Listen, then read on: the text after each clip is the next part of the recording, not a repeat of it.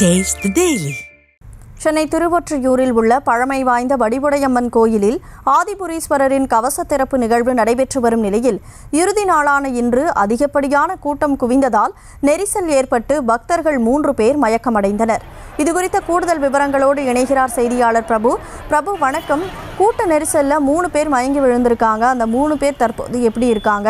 அதுவும் இல்லாமல் அதிக அளவில் அங்கே பக்தர்கள் கூடியிருக்கக்கூடிய சூழல்ல அவங்களுக்கான பாதுகாப்பெல்லாம் எப்படி இருக்கு? கனிமொழி வணக்கம்.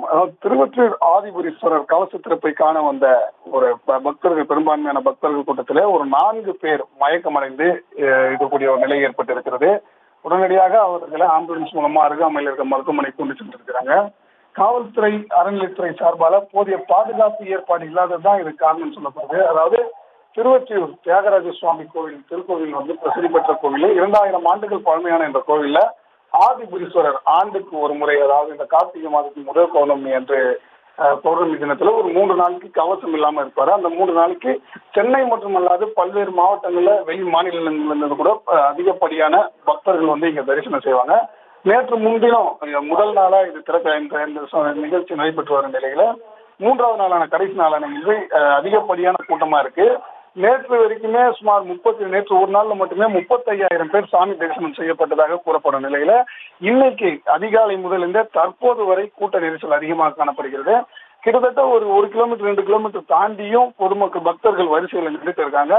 இந்த கூட்ட நெரிசல்ல சிக்கிதான் ஒரு 4 பேர் மயக்கம் அடிச்சிருக்காங்க. அவங்கள உடனடியா மருத்துவமனைக்கு கொண்டு போறாங்க. இது தவிர்த்து அந்த வழியா, அந்த நெடுஞ்சாலை வழியா இருக்கக்கூடிய இறுதி ஊர்வலம் கூட இந்த கூட்டத்துல சிக்கி கிட்டத்தட்ட 1 மணி நேரத்திற்கு மேலாக அந்த சவ ஊர்வலமானது, அந்த வாகன சவத்தை ஏற்றி செல்லக்கூடிய இந்த வாகனமானது 1 மணி நேரத்திற்கும் மேலாக இந்த கூட்டத்தில் சிக்கி இருந்தது.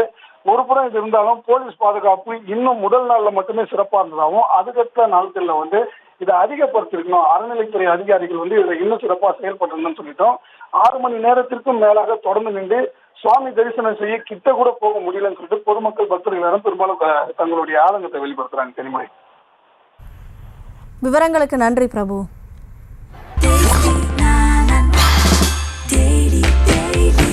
Taste Daily. Taste the Daily.